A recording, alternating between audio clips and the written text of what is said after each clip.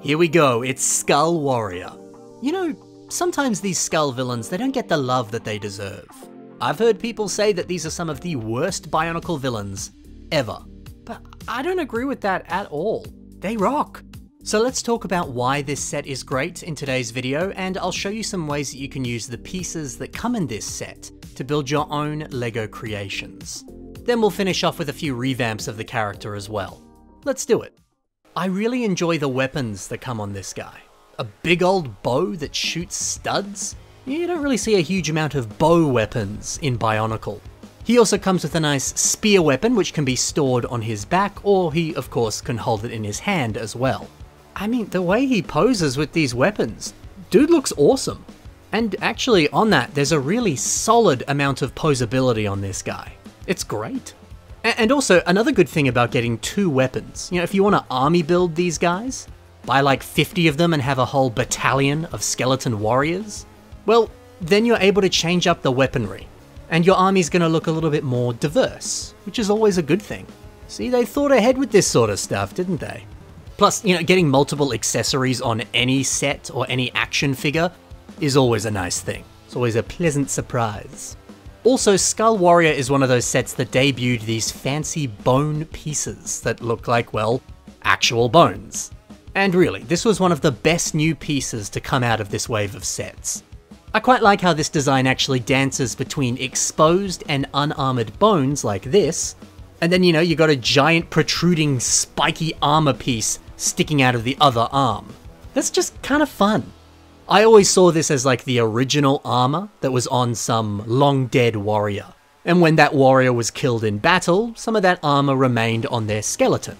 And when this corpse was then resurrected and reanimated, well, some of the armor was still on their bones. Look, I just think it looks good, and it makes sense that the armor's gonna look a little bit big because the bones are so thin.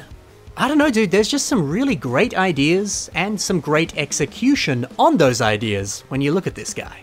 I can't really fault this set in any way. So, hey, look, I think the set's great, but are the pieces that come in this set any good? Well, the set comes with this nice skull mask in gunmetal. And I mean, honestly, this mask could be in my top 5 favorite G2 masks ever. It just looks so sinister. Mr. G-MOCs has used this mask in their creation, and they've done something rather interesting. When we zoom in on their head, we can see there's a trans green face underneath this mask.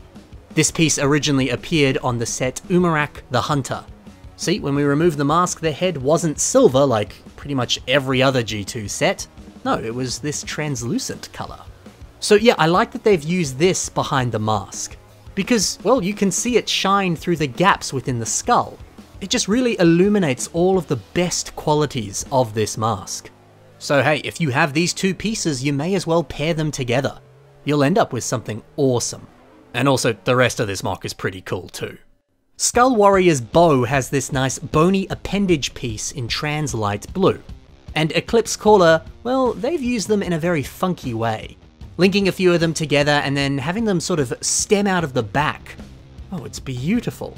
It almost looks like they have water powers, and this is an extension of that.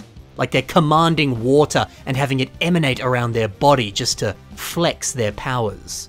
It's like they've got waves dancing around them. It's majestic. It's surreal. It's stunning. Something very godlike about this. I love how it looks.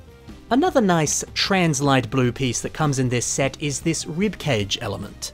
You could use it as a ribcage. That obviously makes a lot of sense since that was what it was designed to be used for. But let's think outside the box. IGU, well, they've placed it on the head of this MOC. And doing so, yeah, it looks like some kind of ancient helmet or an exotic headdress. So fresh, so fancy. And it partners quite nice with that skull spider mask as well. And actually a good whack of this MOC is using other pieces that come in this set. So if you're looking for just that little bit more inspiration on how to use these pieces, go and study this MOC in a little bit more detail.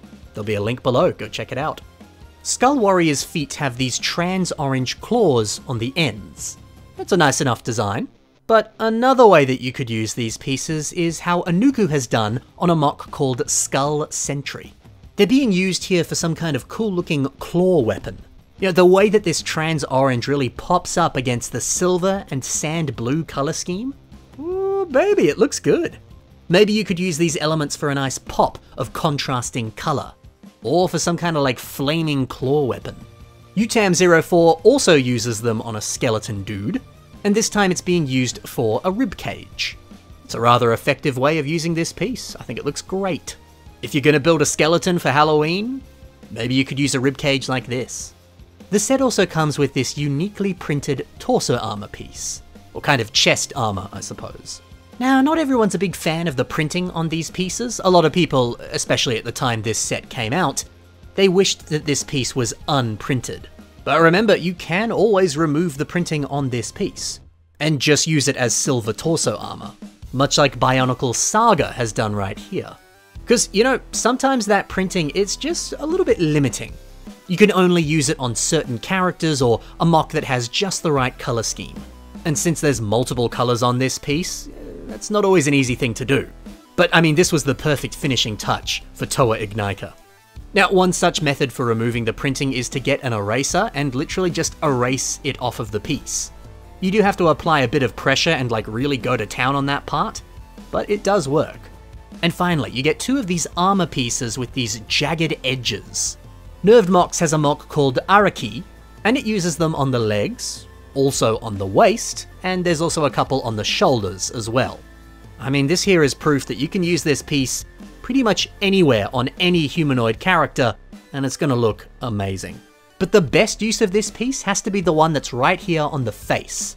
You got that skull mask poking through below, and the eyes are being covered up with this armor piece. What a good look. We've also got spikes sticking out of the top of that helmet. This design looks so mean, like it's some kind of Deathlord or evil villain.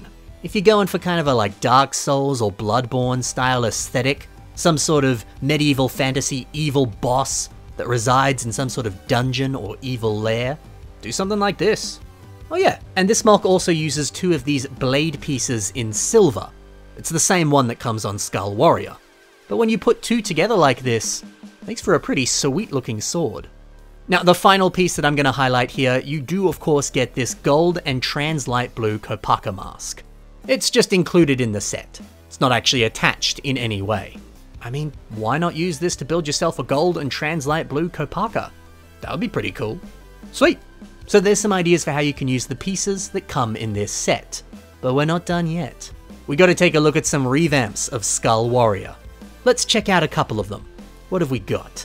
Well, the first one here is by Dylan Meaves, and this is a minor revamp of the set. But these slight changes, oh dang, they make him look really good. Changing up the bow so that it's gunmetal instead of trans-light blue on the edges there. Sweet. And also the bow appears to be attached to his arm. He hasn't got a hand there anymore. His hand is the bow. This mock also removes all of the trans orange that was present on the original set. Yeah, the colors just feel so much more refined and so much more professional when you take that away. And there's also quite a professional look to this torso design. There's no gaps, the armor is packed in there quite nicely, the shaping is just phenomenal. This really is a perfect refinement on that original set. I mean, you know, the set was good, but this is great. And finally, we have Undead Warrior, and this was built by Nerved MOCs.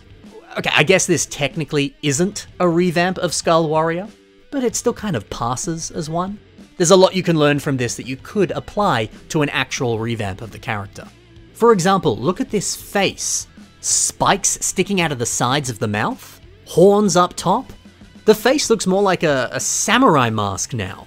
Dude, any little enhancements that you can put on this mask, even if it's something as simple as just shoving spikes into the gaps around the mouth, it's gonna make it look incredible. This is just one of those masks that's so easy to customize. I like this new ribcage as well, using the same pieces that we see used on the hand design. Yeah, I mean, it looks sensational on the ribcage. I've seen a couple different ways that you could build ribcages in this episode today, and each one feels nice and spooky. Ooh, and see these printed armor pieces on the upper legs? Well, these actually came in a Chima Ultra Build set. This one right here. The texture of this piece and the colors of it, well, they're a perfect match for this guy. You know, sometimes printed pieces are a blessing, and they're the perfect thing to complement your mock. And to top it all off, he has bone wings. Sensational. See, Skull Warrior is actually pretty awesome. It's a fun design and a really nice collection of incredible pieces. I think it's worth picking one up if you don't have one in your collection already. Now, don't forget, if you enjoyed the MOCs that I showcased today, be sure to take a look at the links in the description below. You can see more from those builders right there. Thanks for watching, guys. Happy building, and bye for now.